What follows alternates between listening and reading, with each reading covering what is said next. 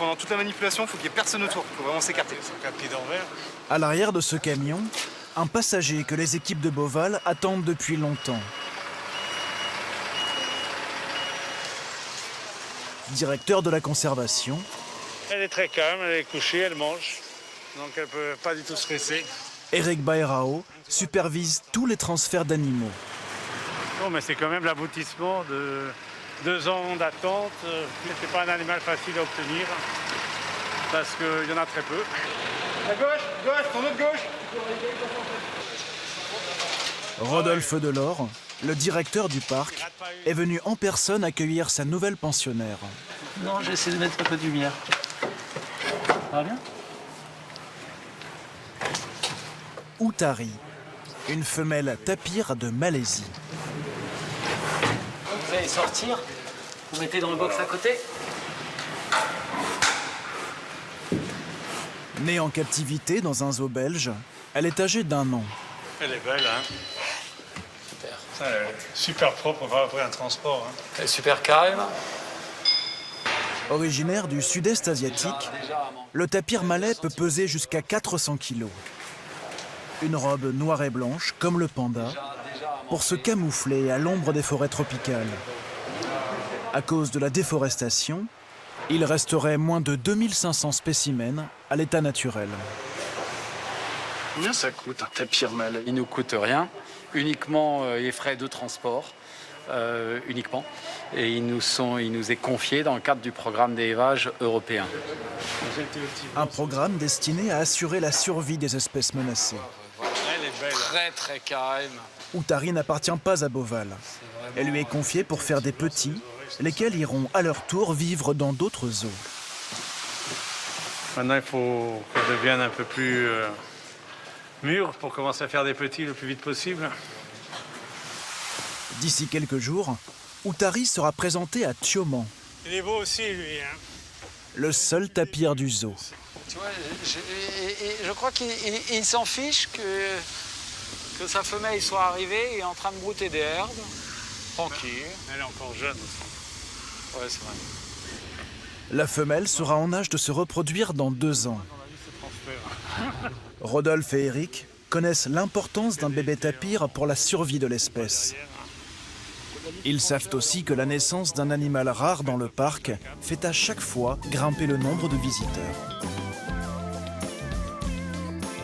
Parti d'une petite réserve ornithologique ouverte en 1980, Beauval est aujourd'hui le zoo français qui accueille le plus grand nombre d'animaux.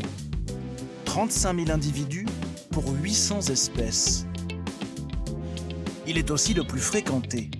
1,6 million de visiteurs en 2019. Des investissements permanents, comme ce gigantesque dôme, inauguré il y a quelques mois, dédié à la faune et à la flore équatoriale. En France, Beauval est le seul zoo à accueillir des koalas, des pandas ou encore des diables de Tasmanie. Une incroyable success story au cœur du Loir-et-Cher.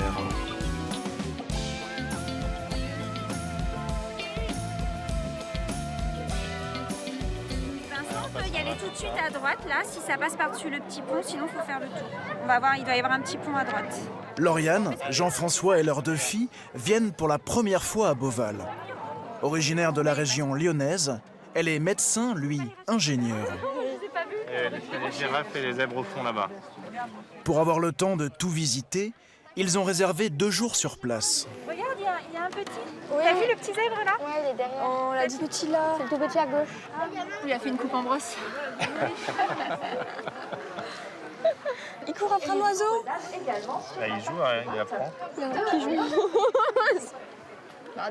Ce séjour, c'est le cadeau de Noël de Manon, 13 ans, et Cléa, 15 ans, toutes 2 passionnées de faune sauvage. Lauriane et Jean-François, eux, retrouvent le frisson du safari qu'ils s'étaient offert pour leur voyage de noces. C'est pas leur milieu naturel, c'est vrai que c'est moins majestueux, mais c'est quand même un beau spectacle. Regarde, il fait l'aller-retour depuis. Face à eux, l'impressionnant rhinocéros blanc d'Afrique. Il peut peser plus de 3 tonnes et sa corne mesurait jusqu'à 1,50 m. Pas si petit que ça, mais... Ouais, les autres girafes, elles sont là-bas au fond maintenant. C'est vrai que c'est bien fait parce que les barrières de sécurité sont pas très hautes. On n'a pas l'impression que les animaux sont en cage. Ils sont tout près. Dans certains zoos, ils sont très loin. On voit vraiment fortement les fossés ou les grilles. Et là, je trouve qu'ils ont bien paysagé les enclos et c'est assez agréable. Ouais. Waouh. Leur premier coup de cœur ne pèse pas 3 tonnes, mais moins d'1 kilo. C'est le suricate. Il est gâté, regarde. Il vient nous voir, lui. Waouh, ils viennent près. On vous sent sous le charme, là. C'est trop mignon. C'est marrant, c'est amusant. C'est curieux comme bête. Ouais. Regarde, mais what, leur tête. Même en captivité, ce carnivore n'a pas perdu son instinct. Une sentinelle guette en permanence à l'horizon la présence de prédateurs. Pendant ce temps, les autres membres du groupe s'occupent à tour de rôle des nouveau-nés. Et chez les suricates, les nouveau-nés, ce n'est pas ce qui manque. Chaque année, une femelle peut avoir jusqu'à 10 bébés.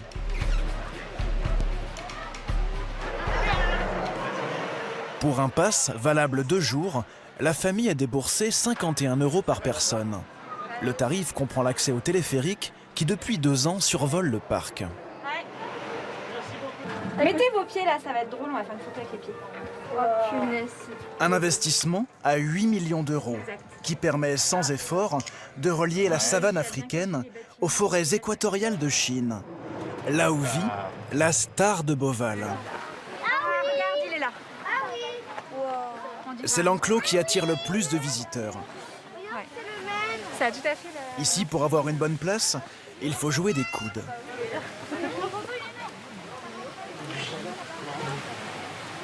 C'est sûr qu'on pouvait pas rater ça. Une grosse peluche, âgée de 3 ans et qui pèse déjà 100 kilos. Yang Mang est le premier panda géant né en France. J'aime trop ce truc, c'est trop mignon. On a envie de lui faire un grand câlin.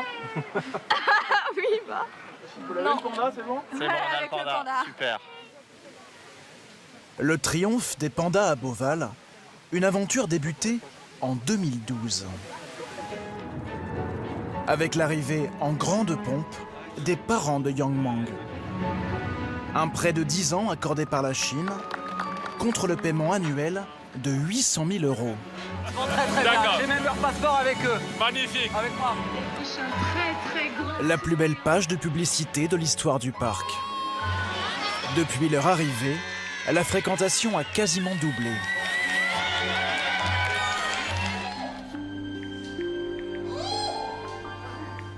Mais il faudra attendre 5 ans pour voir le premier bébé panda naître sur le sol français.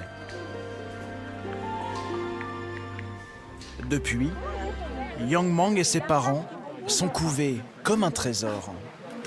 C'est tellement chaud.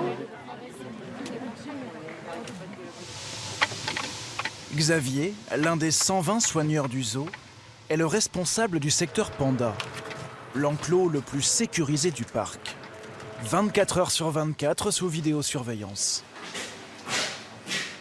On vérifie que tous nos pandas sont en intérieur. Là, on a les 2 qui sont dans les loges visibles du public et là, le mâle là, qui est en loge intérieure. Ça, c'est le travail de sécu du matin. C'est un prêt, c'est un prêt de la Chine, donc il faut faire extrêmement attention à ces animaux-là. Maman ? Depuis 3 ans, Xavier suit au quotidien la croissance du jeune panda qu'il a vu naître et dont il faudra bientôt se séparer. La Chine doit le récupérer dans quelques mois, comme prévu par l'accord de prêt. Il est encore ado, on le voit bien, il est très très joueur comparé à ses parents. Dans l'espace extérieur qu'il va avoir, lui, il va nous casser tous les arbres. Voilà, c'est un enfant, quoi, encore. Il a encore sa tête d'enfant. Même au niveau du faciès, on voit encore qu'il a une tête de bébé. Il n'a pas encore atteint sa tête d'adulte comparé à son père. Comment vous l'imaginez son départ? Ça doit pas être simple ou qu'il le voyait grandir au quotidien? Oui, ça va pas être simple, mais après on se dit que c'est pour la bonne cause. Il va à son tour pouvoir se créer sa descendance et de par ce fait conserver l'espèce panda. Donc derrière ça, on aura une part de tristesse, chacun aura une part de tristesse, je pense, mais c'est pour le bien-être de l'espèce. En attendant, Yang Mang passe la moitié de son temps à dépioter du bambou. Il en mange jusqu'à 30 kilos par jour.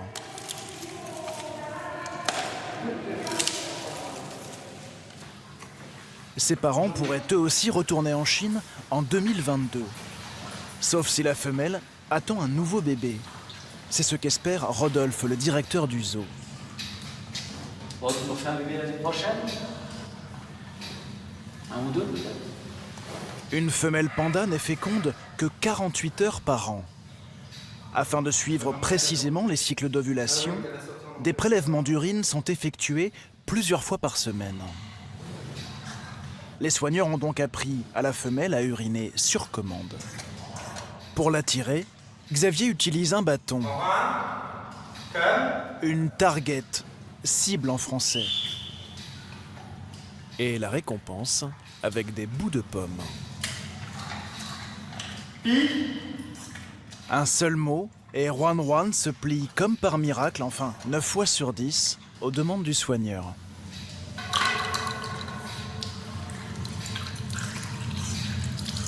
C'est ce qu'on appelle du training. De l'entraînement médical. Et il ne concerne pas que les pandas.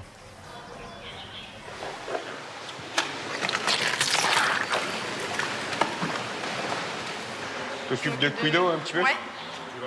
De nombreux animaux y sont soumis, surtout les plus dangereux, ceux qu'on n'approche pas sans risque, comme les hippopotames dont s'occupe Baptiste. Ça paraît des grosses vaches qui vont dans l'eau, là, qui se posent comme ça et puis qui sont tout calmes. Sauf qu'en vrai, ça peut courir à 40-50 km/h. Donc d'un seul coup, en fait, ça peut devenir des fusées. C'est des animaux qui sont territoriaux. Et c'est pour ça que c'est les plus tueurs en Afrique. Sur leur territoire, ils tolèrent quasiment personne, quoi. Hein, ma belle? Baptiste leur a donc appris à coopérer. Voilà. Kiwi, elle, c'est elle qui bosse le mieux par rapport à l'ouverture de la gueule, justement. Et là, on peut voir tous les plis de gras dans lesquels ils peuvent se coincer de la paille et où il est important d'avoir accès à la gueule pour aller vérifier qu'il n'y ait pas un petit brin de paille qui lui fasse un abcès. Et cet entraînement débute dès le plus jeune âge. Salut, ma jolie. Pendant que Baptiste occupe Bolinas, Tiffany commence l'entraînement médical avec sa fille. Target? Gloria, 3 mois à peine. Ok. Le premier hippopotame né à Beauval. Bah ouais. C'est bon? C'est fini? Il est sorti. Gloria est née en juin dernier. La crainte des soigneurs, c'était que la mère rejette son petit, comme cela arrive parfois à l'état sauvage. Au contraire, elle lui offre tout de suite la tétée. 2 jours plus tard, elle lui apprend même à nager. Qu'est-ce que ça représente pour vous de devoir grandir ce petit que vous allez vous mettre? Ah bah c'est une importance toute particulière pour moi parce que les hippos, je les ai installés depuis le départ. J'ai été là dès le début de l'aventure hippopotame à Beauval. Et du coup, le petit premier bébé hippo, ça a été une consécration. Donc là, aujourd'hui, au quotidien, pouvoir la voir grandir tous les jours, c'est un pur bonheur. Il n'y a pas d'autre mot. C'est bien, Bobo. Tiens. Un pur bonheur pour les visiteurs aussi. Chaque jour, on se bouscule devant l'enclos de Gloria, devenue, au même titre que les pandas, une tête d'affiche du zoo.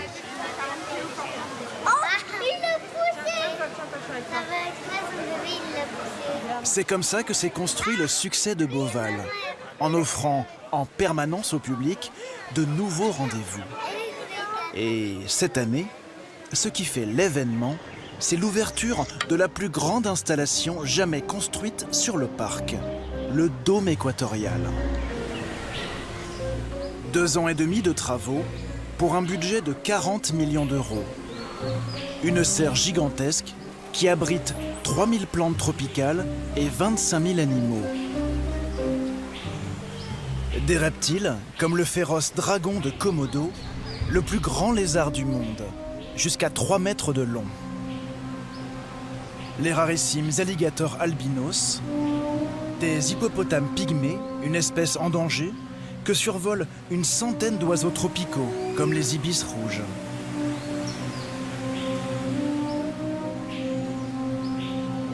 Des singes d'Amérique du Sud, comme les saïmiris et les tamarins lions dorés. Enfin, dans le plus grand bassin d'Europe, 1,7 million de litres d'eau, les stars du dôme, les lamantins des Caraïbes, un mammifère menacé d'extinction. Ce jour-là, leur eau manque un peu de clarté.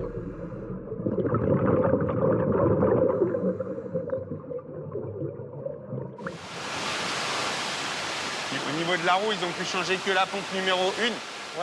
Forts de leur expérience au bassin des hippopotames, Baptiste et son collègue soigneur Mathieu se sont vus confier la charge de filtrer l'eau des lamantins. On va faire gaffe aux bulles d'air. Les deux néoplombiers pensent avoir identifié ce qui rend l'eau trouble. T'as pris tes clés? Le débit du système de filtration est insuffisant. Ils vont donc devoir l'augmenter.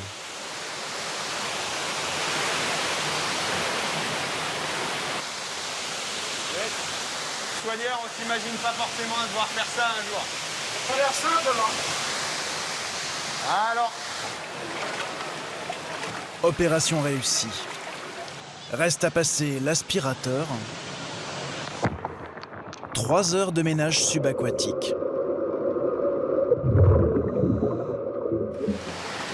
Au même moment, Morgane, la soigneuse des lamantins, leur apporte leur déjeuner. Ok, cette salade, elle va être mangée. Ah bah oui, tout va être mangé. Ah oui. 300 kilos en ce moment. Combien 300 kilos pour les 12 lamantins. Ah ouais. Après, les lamantins, on est obligé de les nourrir 3 fois par jour minimum. Finalement, ça passe 6 à 8 heures de sa journée à brouter. Donc on leur donne quand même des grosses quantités de salade tout au long de la journée. Les lamantins des Caraïbes mesurent jusqu'à 5 mètres et peuvent peser 1 tonne. Ici, leur bassin est composé d'eau douce. Mais dans leur milieu naturel, ces mammifères alternent entre fleuves et mers. Victimes des filets de pêche et des collisions avec les bateaux, les lamantins ont déjà disparu de Guadeloupe et de Martinique. Depuis la construction du dôme, les soigneurs disposent d'un nouvel outil pour surveiller leur santé.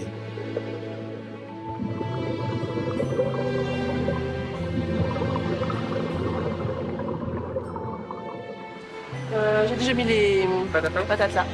On a juste à les prendre avant de... Ce matin, Morgane retrouve Nicolas, l'un des vétérinaires du parc. Ils doivent travailler dans le bassin médical, une piscine peu profonde dédiée aux auscultations.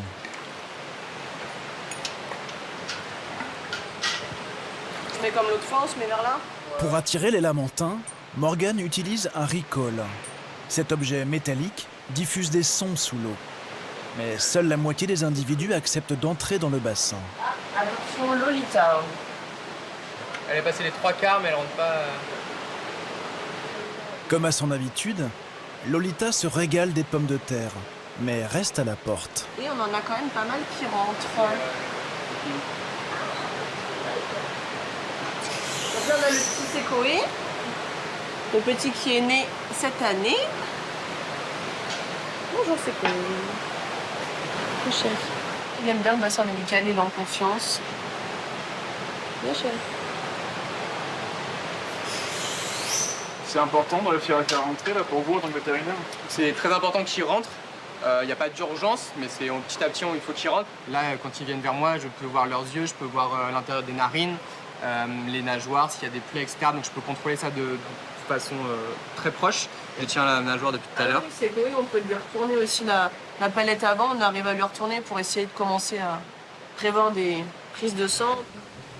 Bientôt, ils pourront même effectuer des échographies. Le parc est doté d'une des meilleures cliniques zoologiques d'Europe. 7 vétérinaires à temps complet, 4 assistants et des moyens matériels quasi illimités. Un bloc chirurgical, des respirateurs et un service d'imagerie médicale qui n'a rien à envier aux plus grands hôpitaux. Ce qu'on va faire, on va faire un protocole qui va prendre complètement quand même toutes les... Enfin, jusqu'aux hanches, comme ça on est sûr qu'il n'y a rien. Donc le but, c'est qu'on ait... Ce jour-là, Nicolas fait passer un scanner à cette pintade. Elle boite depuis plusieurs jours et pour l'instant, aucun examen n'apporte d'explication. Ok, on lance du coup. Ce scanner a coûté 300 000 €.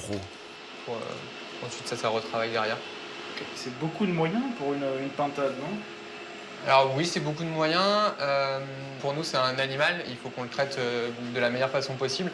Et que ce soit une pintade, un lion, un panda, on va faire tout ce qu'on peut de toute façon. C'est une vraie chance pour les animaux et pour nous en tant que vétérinaires. Pierre, 27 ans, occupe ici son premier poste. Après 8 ans d'études, un CDD d'1 an payé 2 500 € net par mois. Ce matin, il va opérer un petit patient hospitalisé depuis 3 jours. Donc ça, c'est un anolis, c'est un petit lézard. Alors faut faire attention parce qu'il bouge pas mal, c'est un petit peu. Hop. Tiens, petit fou. Et donc lui, c'est un que je suis depuis déjà un petit moment, du coup qui a été blessé par un autre individu là, au niveau de la mandibule. En fait, aujourd'hui, je vais juste l'opérer pour essayer de reconstruire les mandibules ici et faire en sorte qu'il arrive à se nourrir de lui-même. À l'état sauvage, ce lézard originaire des États-Unis serait mort de faim. Ok, super. Pierre va tenter de lui offrir une seconde chance. Comme chez les humains, l'anesthésie présente toujours des risques. Et là, pour l'instant, il est super stable, il respire bien. Mais quelques minutes plus tard, le cœur du petit lézard faiblit. Je te prends ça. Ouais. Nicolas vient en renfort. T'es en auscultation, tu l'avais bien? Oui.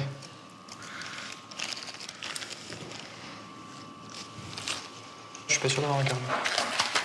Arrêt cardiaque.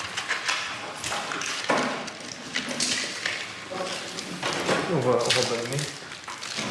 Pour le sauver, massage cardiaque et injection d'adrénaline. C'est limite, tu sens le cœur dessous. Le cœur est si petit, moins d'1 centimètre de diamètre, que le stéthoscope ne suffit pas pour s'assurer qu'il est bien reparti.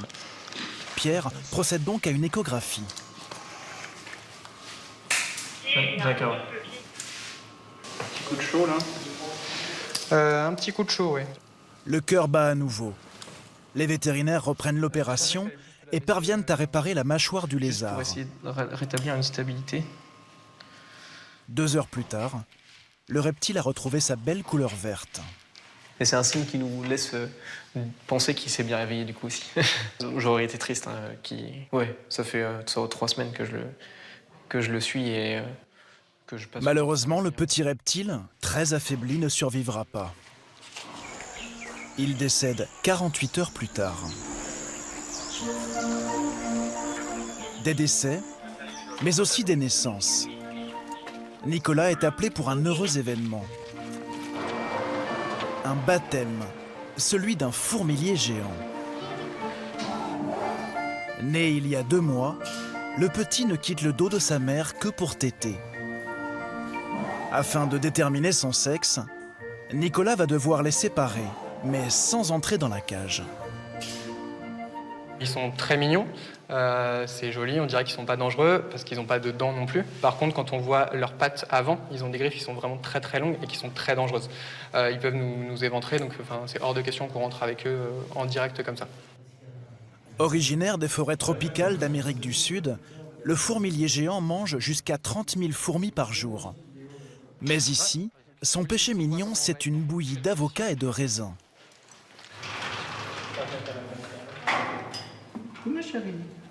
Absorbée par sa gourmandise, la maman ne réalise pas qu'un soigneur lui emprunte discrètement son petit.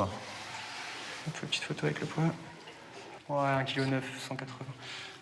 Ok, juste on va essayer. Mâle ou femelle, pour les soigneurs, c'est le grand moment.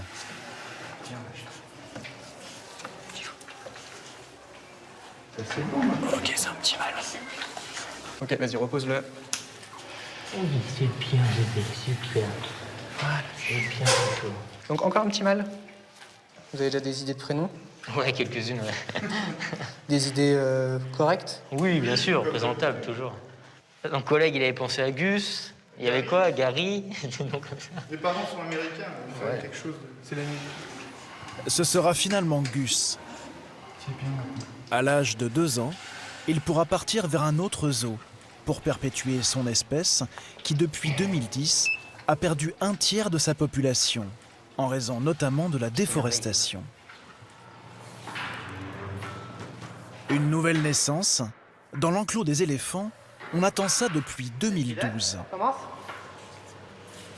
Les espoirs des soigneurs reposent sur les solides épaules d'Ashanti, une femelle arrivée il y a 3 ans en provenance d'un zoo anglais. Ouais. Girl, salut, salut. Non, salut, salut. Oui, good girl, steady. Ce matin, le pachyderme se plie de bonne grâce à un prélèvement. Trompale.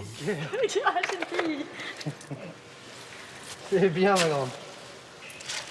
Nicolas, le vétérinaire, veut s'assurer qu'elle n'a pas de bactéries qui pourraient altérer son état de santé. Il souhaite également lui faire une prise de sang, Attention.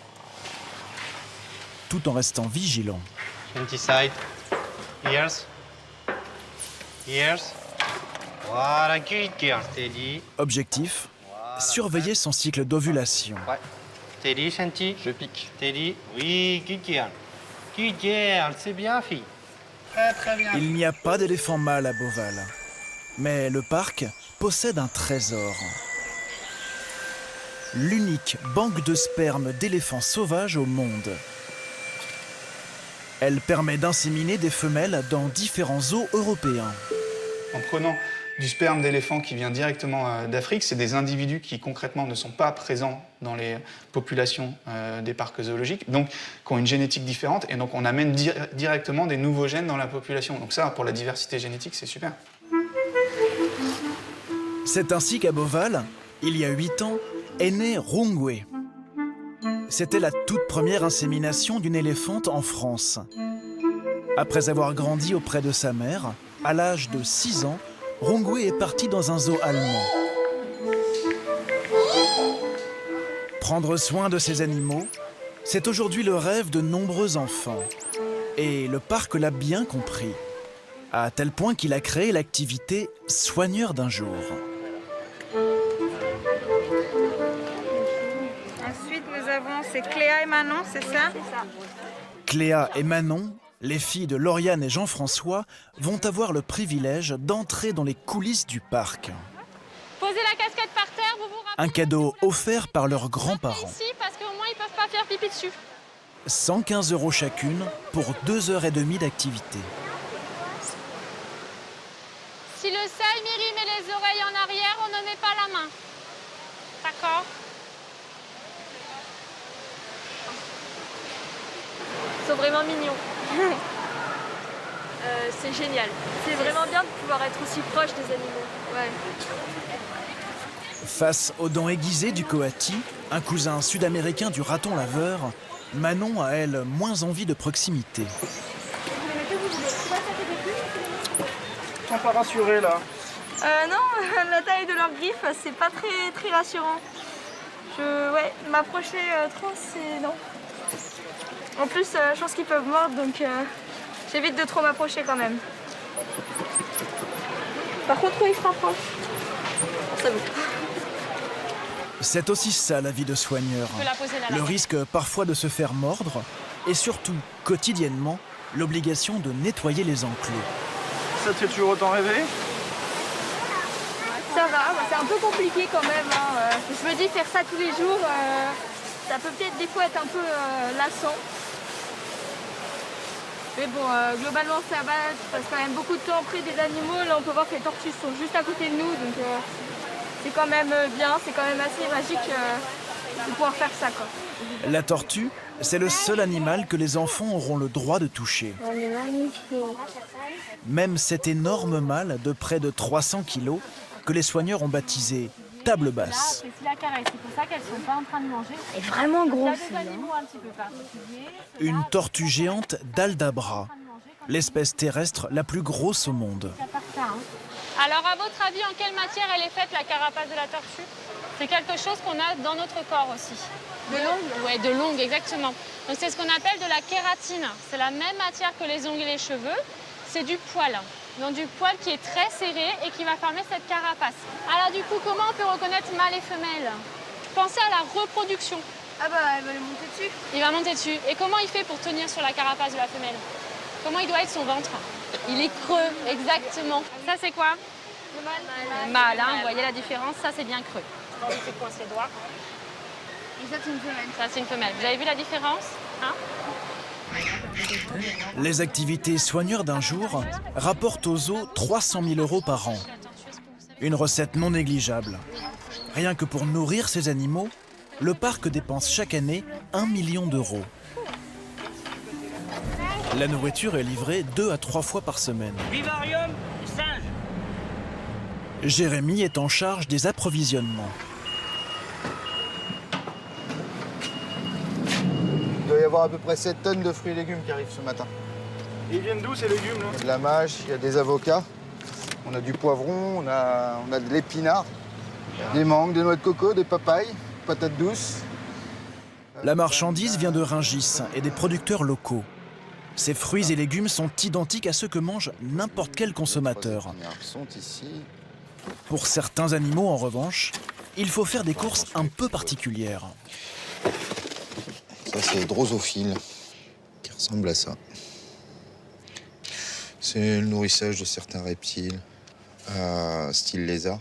Là, on est sur des criquets moyens. Il y en a 10 dans la petite boîte et normalement, tout le monde va bien. Pour l'instant. Pour l'instant. Et c'est le repas de qui, ça, non? Des mangoustes. C'est des vers de farine. Une grosse partie pour les oiseaux. Et ça, c'est pas...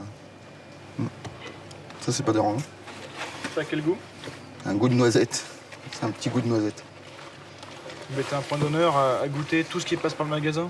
Une grosse partie. Il y a des choses qu'on ne peut pas goûter. Notamment ce que Jérémy stocke dans ses chambres froides. C'est des poussins, ça. Tac.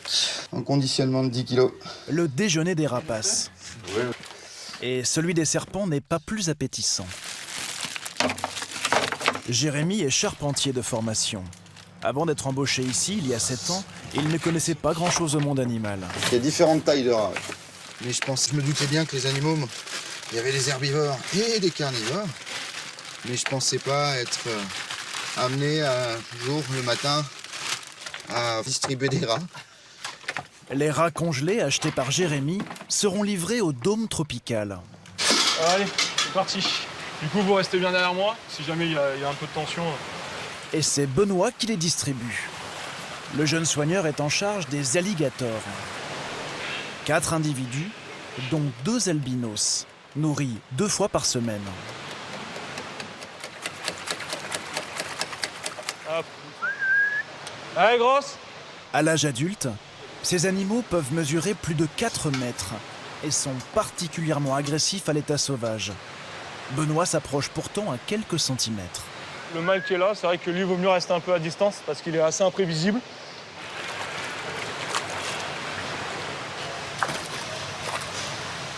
Parmi les 800 espèces du zoo, il existe un animal bien plus compliqué à nourrir que l'alligator, et pourtant bien moins dangereux. Le koala et son régime exclusif d'eucalyptus.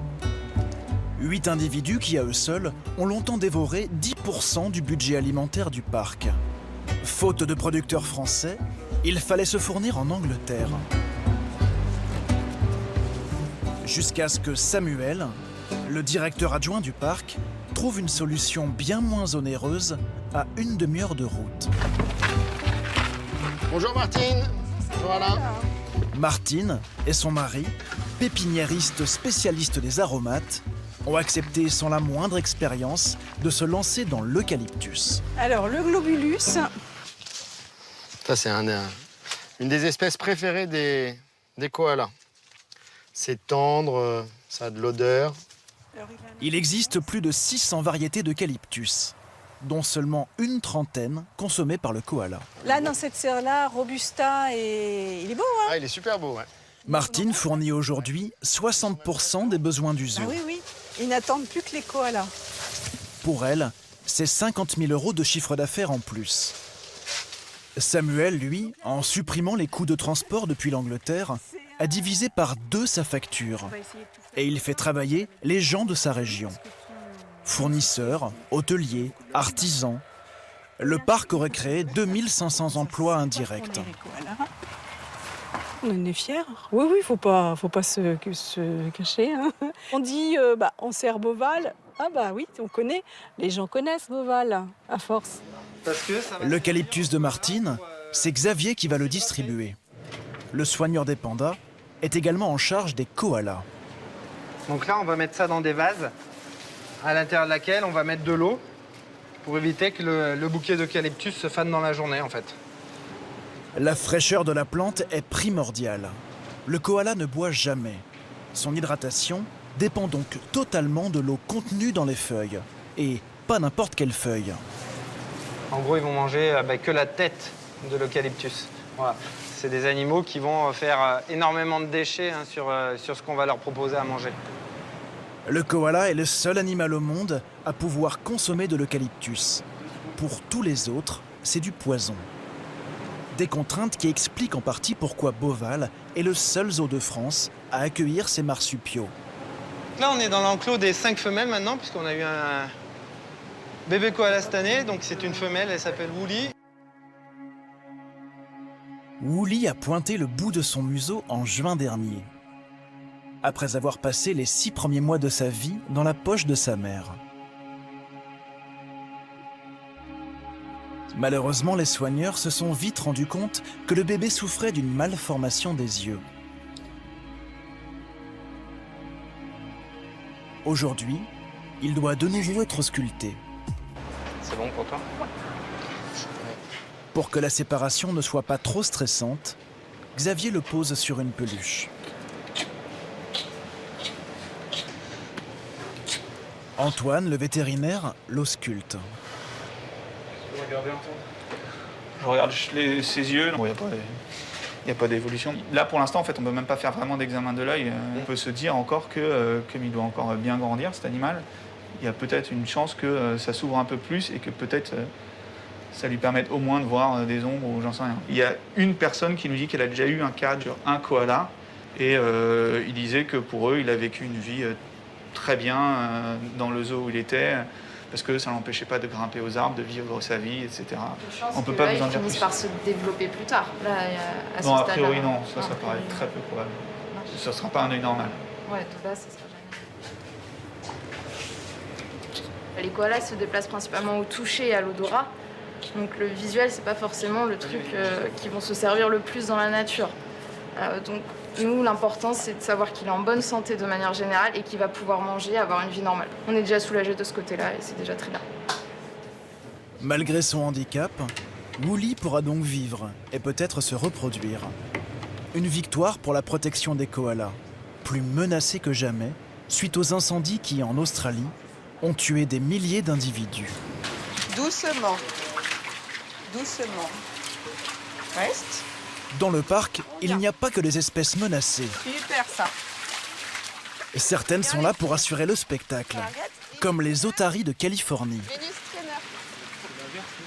Tu gardes bien ta jambe tendue et en fait quand tu sens que tu avances bien, tu plonges en gardant bien ta jambe tendue. Laura a 29 ans. Responsable du secteur Otari, elle encadre les entraînements. Tu te remets juste droit, tu mets bien les bras le long de ton corps. Ok. Aujourd'hui, Paco et son soigneur Sylvain répètent une nouvelle figure.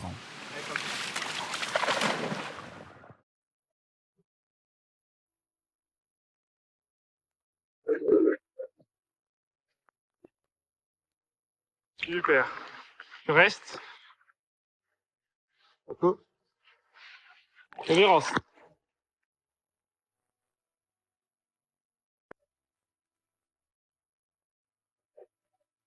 Comme quasiment tous les animaux du zoo, Paco est né en captivité.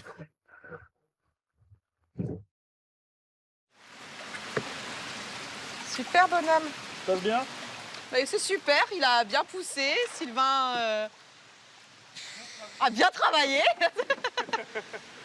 Super.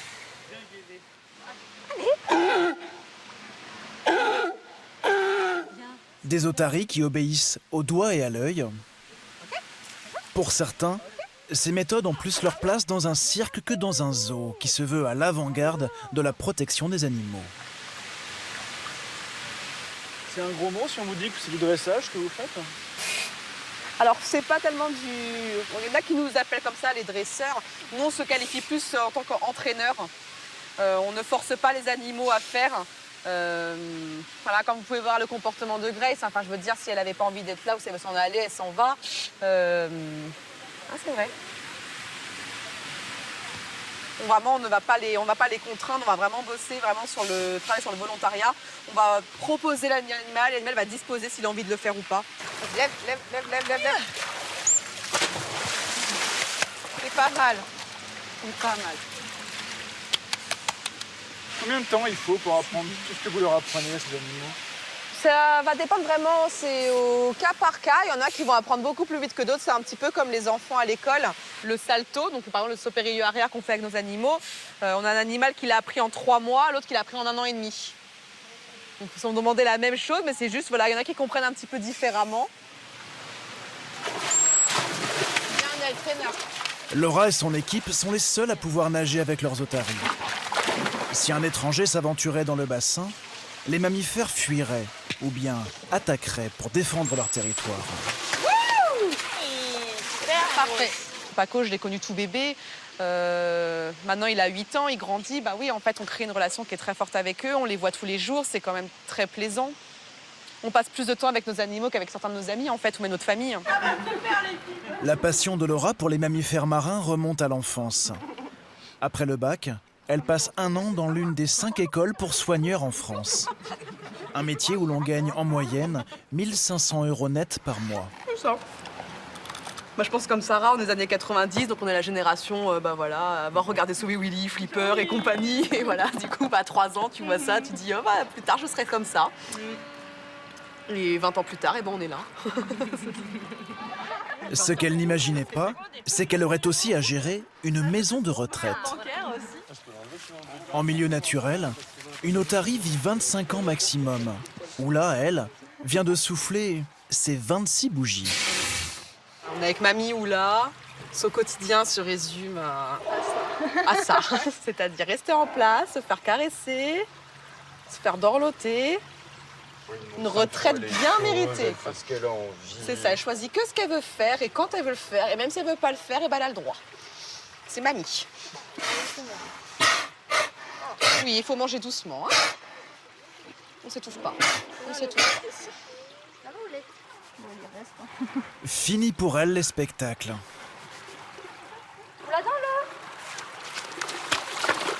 Oula peut profiter d'un bassin à l'abri du public, dédié aux otaries qui, comme elle, n'ont plus l'âge pour les acrobaties. Black est l'autre retraité du parc. Ses dents montrent des signes de faiblesse.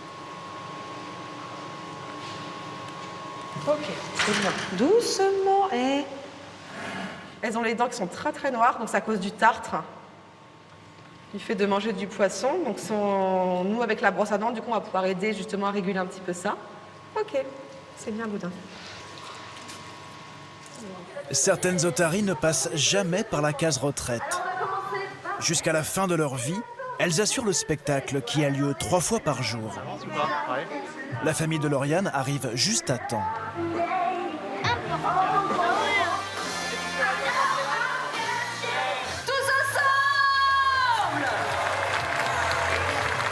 Le show se veut ludique, mais aussi éducatif. Vous allez pouvoir apercevoir de toutes petites oreilles. Ce sont des pavillons externes. Le phoque, lui, ne possède qu'un trou de chaque côté de la tête. Regardez bien, Kali et Nell vont tout de suite vous faire une petite imitation du phoque.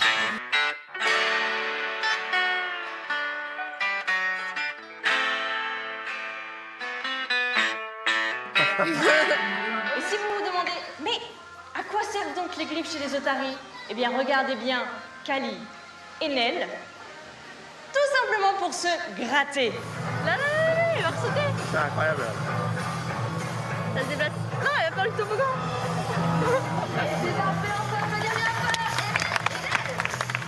Face au spectacle, la famille est divisée. Ça va vite quand même, hein. Le papa et les filles sont enthousiastes. C'est incroyable. C'est incroyable, franchement. La maman, un peu moins. C'est magique, hein. Incroyable. Vraiment.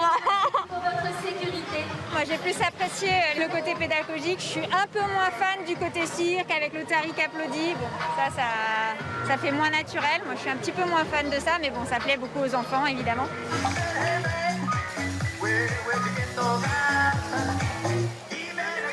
Ce qui plaît aussi aux enfants, c'est la boutique souvenir.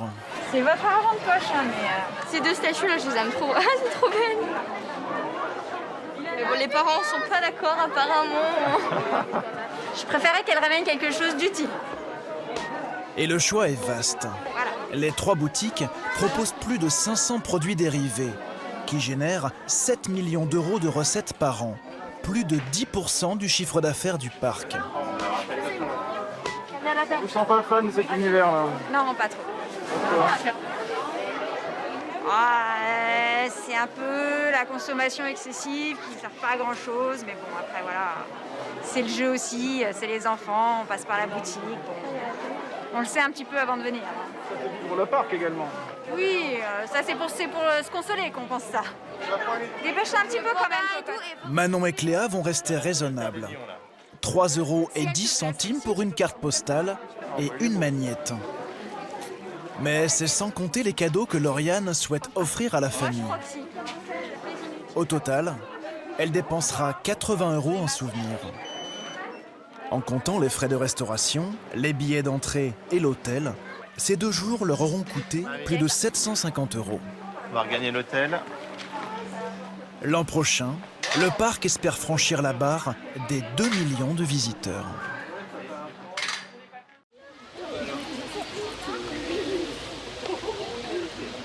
Le papa, ça va? Ouais, il est dehors. Rodolphe Delors, directeur de Beauval, ne rate aucune naissance de ses animaux. Un peu agacé le matin quand il sort. Donc il y en a 3? Ouais, il y a 3 petits, ouais. 3 bébés. On va y voir. Hop. Et ce matin, il y en a une exceptionnelle.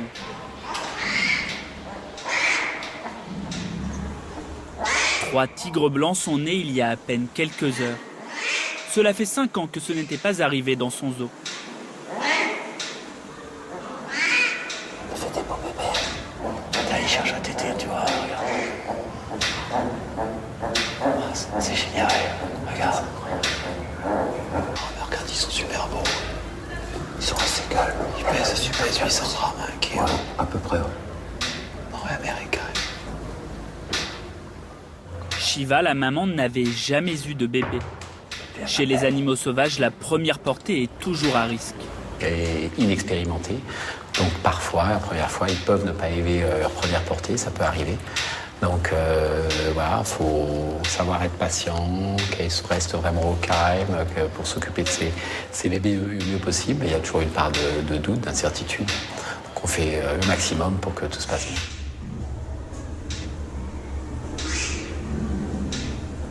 Ses premiers pas de maman sont hésitants. Elle peine à les transporter dans sa gueule, mais fait preuve d'une certaine attention. Pour que tout se passe bien, Shiva et ses 3 bébés ont été mis à l'écart du public, dans une zone silencieuse. Ils y resteront 3 semaines, jusqu'à ce que les petits puissent sortir seuls de leurs couffins de bois et de paille.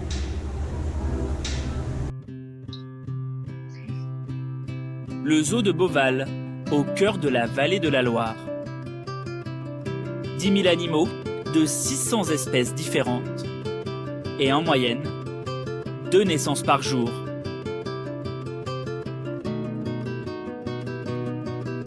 Une reproduction en captivité pour sauver des espèces menacées d'extinction, comme les orang-outans, en voie de disparition à cause de la déforestation. Les lamantins, ou encore les koalas.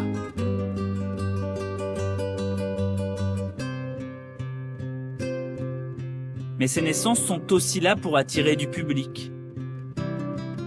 Il y a 2 ans, l'une d'entre elles a eu un retentissement planétaire. Yanmen, le premier bébé panda né en France.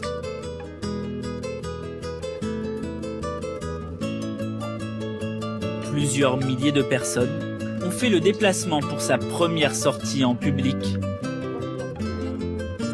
Autant de naissances qui représentent un joli coup de pub, mais aussi un défi médical pour les équipes du zoo.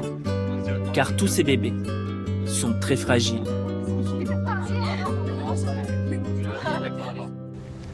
Je t'écoute. Ouais, c'est juste pour savoir quand est-ce que vous arrivez. On part de la clinique là. Océane Graillot, vétérinaire, vient d'être appelé en urgence. On y va ? Un des animaux du zoo est très mal en point.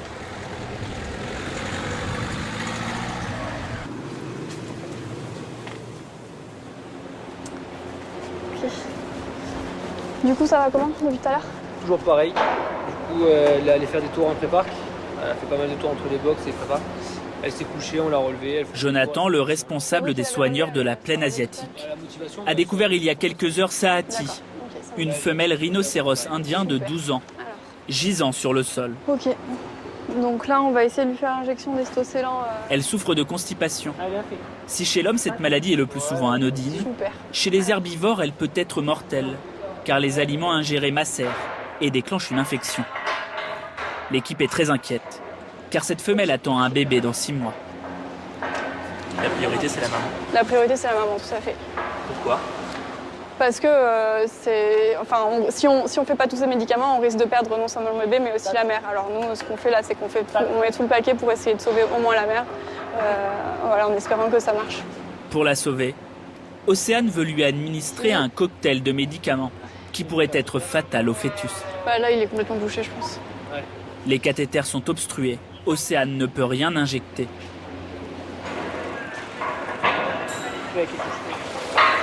Ah merde, le vomi. L'état de Saati s'aggrave. Jonathan essaye de la détendre. Non, mais écoute-toi. Ouais, super. Good girl, ça. C'était bien, ça m'a pris. Après 2 heures d'essais infructueux, Océane appelle du renfort. Ouais, Baptiste. Bon, bah là, on n'arrive rien à lui faire parce qu'en fait, elle est vraiment au ralenti. Je trouve qu'elle est moins bien que tout à l'heure. Un quart d'heure plus tard. T'as l'aiguille ou pas ? Baptiste Mulot, le chef vétérinaire du zoo, arrive. Là, il y a les 120 ml. Non, on peut pas faire. D'accord. Ok. Il décide d'enfoncer les seringues directement dans la peau de la rhinocéros. Il doit lui en mettre 6.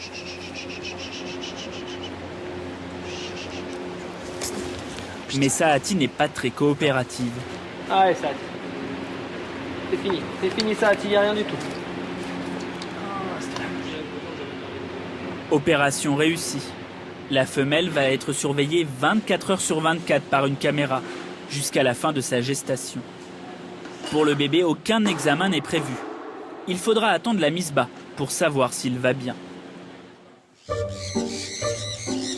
Pour les naissances, le parc de Beauval laisse faire la nature, comme si les espèces étaient dans leur milieu naturel. Du coup, pour les soigneurs, l'arrivée des bébés n'est jamais programmée. Comme tous les matins, Amélie et Aurélie vont nourrir leurs manchots d'Amérique du Sud. Elles en ont 120. T'as faim? Non, t'as pas faim.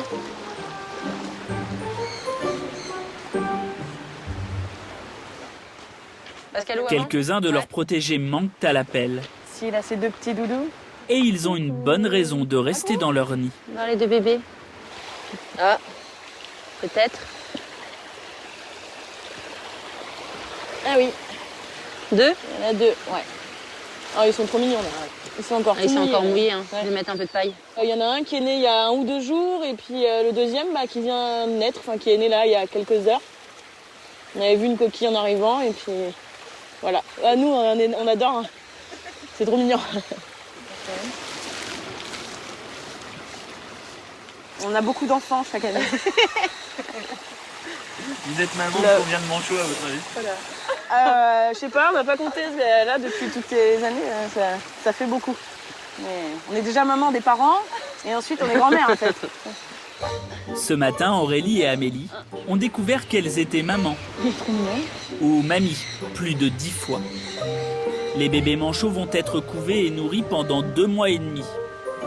Ils resteront environ 1 an à Beauval, le temps qu'ils soient sevrés et que leurs parents leur apprennent à pêcher. Les petits manchots seront ensuite envoyés dans les eaux du monde entier, afin de perpétuer cette espèce menacée par la surpêche et le réchauffement climatique. Ça peut être en Allemagne, ça peut être en Hollande. On a eu des petits qui sont partis en Chine. Donc c'est des échanges en fait entre les parcs qui sont faits. Et tout ça, c'est géré aussi de manière à ce qu'il n'y ait pas de consanguinité. Donc on ne fait pas partir les frères et sœurs dans les mêmes eaux. Les choses sont normalement bien faites pour que justement le sang soit bien brassé et que ça soit utile. Sans les parcs zoologiques, certains animaux auraient pu disparaître. C'est le cas du rhinocéros indien. Au début du XXe siècle, il n'en restait plus que 100, une population détruite par la chasse intensive. Grâce au parc, la population est aujourd'hui remontée à 2700 rhinocéros dans le monde. Alors chaque naissance est une victoire. Ce matin, 2 mois après être tombée malade, Satie est très agitée. Cela fait déjà plusieurs heures qu'elle se couche et se relève sans cesse. Jusqu'au moment où, en quelques secondes, dans un dernier effort, elle expulse son bébé.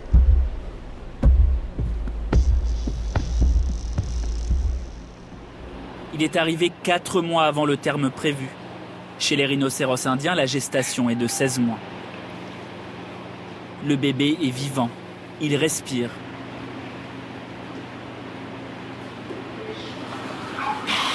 Jonathan, le soigneur de Satie, est revenu spécialement de congé. C'est mon bébé, c'est mon bébé ça. Pour voir son bébé. La survie de ce rhinocéros prématuré de 70 kilos n'est pas encore assurée. Il faut qu'il arrive à se lever et après qu'il arrive à trouver la tétine de maman. Et là on pourra dire que ça ira. Car même en captivité, les animaux sauvages gardent leur comportement naturel.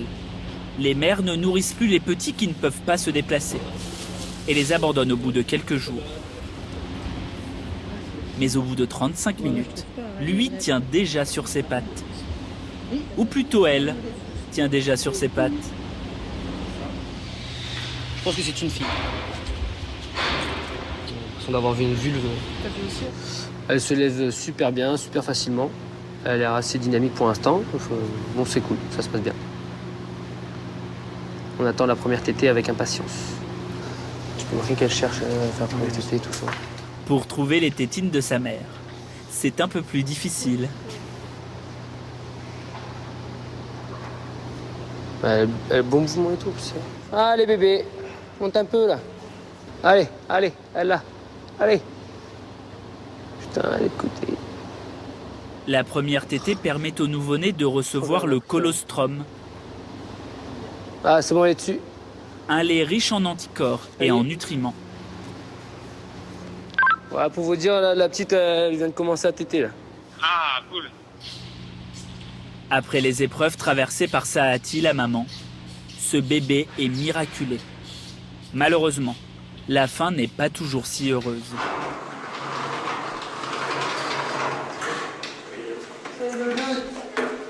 Deux mois après la naissance des 3 bébés tigres blancs, seul un petit a survécu. C'est jour de pesée pour Sushi, la petite femelle. 2 kg 620, ouais, ça me plaît mieux. Grosse, ça a bien grossi, dis donc. Mais ça se voit, hein. C'est bien en chair. Océane contrôle aussi son cœur. T'es bien là? Là, tout va bien, le petit est en forme, elle grandit bien. Sushi est bien portante. C'est sans doute ce qui l'a sauvée par rapport à ses 2 frères et sœurs. Car quelques jours après notre premier tournage, Shiva, la maman, a laissé de côté ses 2 autres bébés. Elle n'avait pas suffisamment de lait. Pas suffisamment de lait, peut-être pas suffisamment d'expérience non plus pour dire de s'occuper des 3. Et pourquoi elle a choisi celui-là? Parce que c'était le plus viable? Peut-être le plus gros, celui qu'elle pensait qu'elle allait tenir plus le coup aussi, hein, le moins chétif. Hein. Le parc aurait pu sauver les 2 autres petits. Mais comme pour toutes les espèces, il laisse faire la nature. Bonjour mesdames et bonjour messieurs. Bienvenue à cette représentation de l'Odyssée des lions de mer. À Beauval, l'homme intervient seulement quand la maman est en danger. La deuxième est toute jeune, elle est âgée de 2 ans et demi. Voici Amy. Malgré son jeune âge, Amy est gestante. Elle attend un petit. Cet otarie vit l'un de ses derniers spectacles. Elle va être mise en congé maternité et surveillée de très près. On y va la bichette? Laura, sa soigneuse, est inquiète. Viens ma grande, place. À cet âge, Amy n'aurait jamais dû avoir de bébé.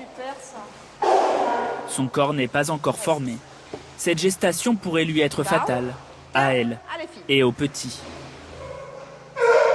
Du coup, chaque semaine, elle passe une échographie.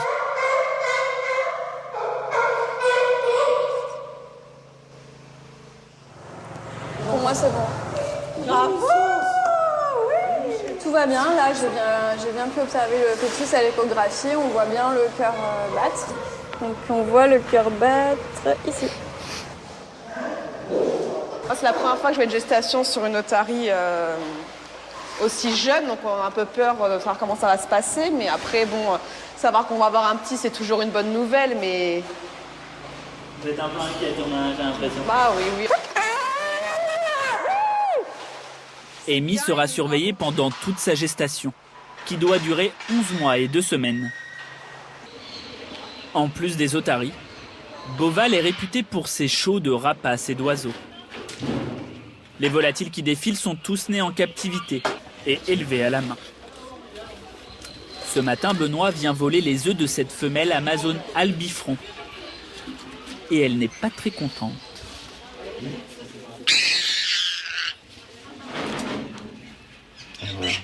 C'est un peu contre nature du coup d'enlever les œufs à la maman. Non, parce qu'elle doit faire une ponte de remplacement. C'est comme si dans la nature, en fait, leur première ponte est cassée. Il peut se passer différentes choses. La première ponte est cassée, donc naturellement, ils vont faire une deuxième ponte. Donc ça, là, ça fait un peu pareil, quoi. Benoît transfère les 4 œufs. Amélie? À la nurserie du zoo. Tiens, voilà les œufs d'albifront. Merci. Amélie, la maman des manchots, va s'en occuper de l'éclosion jusqu'au premier pas. Tout cela sous les yeux des visiteurs. C'est vous l'animal en cage? Là, un peu. C'est un peu ça. Mais bon, après, on s'y fait. On fait plus trop attention. Je vais regarder à l'intérieur, voir s'ils sont fécondés, démarrés ou non. Donc là, on voit qu'il y en a un qui est déjà parti. Comment vous voyez ça? Donc là, on voit des petites veines, en fait, à l'intérieur.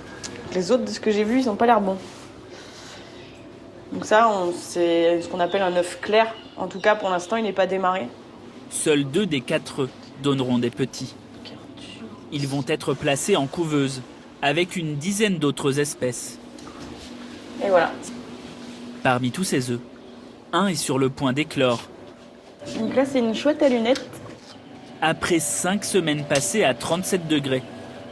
Une température qui reproduit celle du nid. Là, on l'entend piailler. Déjà, c'est bien. Là, elle a déjà fait un point de bêchage. Donc, un point sur la coquille. Logiquement, à quoi ça va ressembler? C'est mignon. Voilà, ça ressemble à ça. Mais avant d'être mignon, un long combat attend cet oisillon. Il doit percer sa coquille et sortir seul. Au bout de 24 heures, le petit risque de s'étouffer. Attends, Philippe. Amélie l'aide en détachant les vaisseaux de la coquille. Donc là, je vais bien l'humidifier, bien la nettoyer et puis l'aider à se libérer tranquillement. Le petit est sauvé.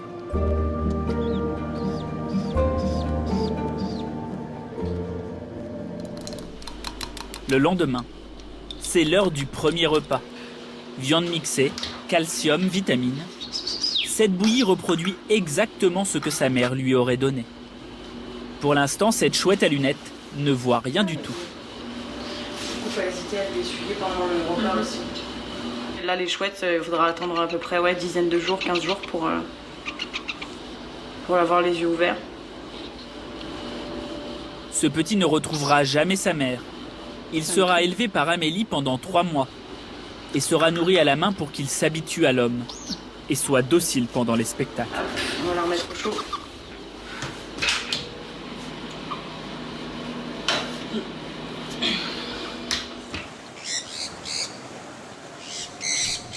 à l'autre bout du zoo.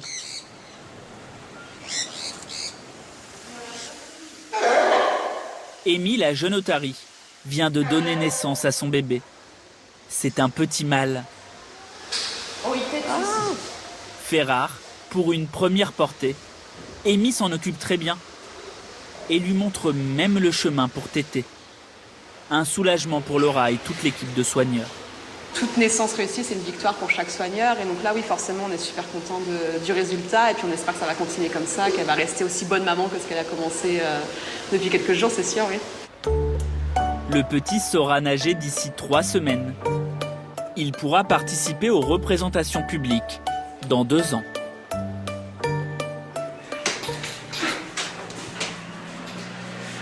La chouette à lunettes a bien grandi. Elle a aujourd'hui 55 jours et quasiment sa taille adulte. Le départ pour les spectacles est imminent. Mais avant, elle doit être mise en contact avec d'autres oiseaux, car elle va parader avec 500 volatiles. Ses compagnons du jour, des caracaras, une espèce de rapace. Mais la petite chouette n'aime pas la vie en communauté. L'expérience dure à peine quelques minutes. Elle sera sortie chaque jour, jusqu'à ce qu'elle soit à l'aise avec les autres oiseaux.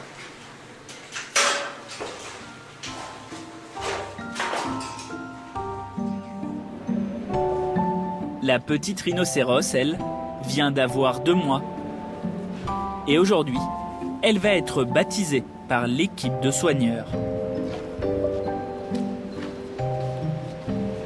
Et la grosse? À Beauval, ils ont le privilège de prénommer chacun des animaux qui naissent. Bon, bah vas-y, on va chacun donner un prénom et après on votera à main levée pour les noms quand on énumère. Ça marche? Ouais. Allez, c'est parti. Monsieur? Moi je propose Rani, R-A-N-I, ça veut dire reine en hindi. Moi je mets Sananda, ça veut dire heureuse. Moi j'ai pensé à Kankai, c'est un fleuve entre l'Inde et le Népal. Ouais, bah on va voter. Du coup on n'a pas le droit de voter pour son nom. Alors Rani. 0 voix pour Rani, 1 seule pour les autres propositions. Pour Sananda. 2 voix pour Sananda. Ce sera le prénom choisi. Bon bah c'est Sananda qui gagne. Ça lui va bien, ça va. J'aurais aimé que ce soit le mien, mais bon, c'est toujours comme ça. Là, chez eux. Là. Océane, la vétérinaire, les a rejoints. Le jour du baptême, elle procède au puçage du bébé. Bah vas-y. La pose de sa carte d'identité. Pour cette opération, il faut attendre ces 2 mois pour être sûr que l'animal va bien et soit viable. Grâce à cette puce, Sananda rejoint le fichier du programme européen des espèces menacées. Dans 2 ans, ce programme décidera dans quel zoo elle partira et avec quel mâle elle s'accouplera pour faire des petits. Ouais, c'est bien ma fille, vas-y. Jonathan va devoir maintenir au sol Sananda, qui fait déjà plus de 100 kilos. Une opération délicate.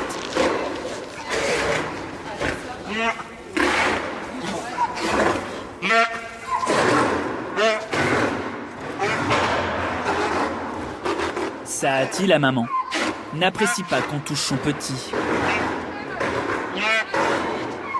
L'insertion de la puce est indolore pour le bébé. Avec le stress, Sananda laisse un petit souvenir aux soigneurs. Sortez, allez hop. Putain, ma pissé dessus. Il m'a trempé mon.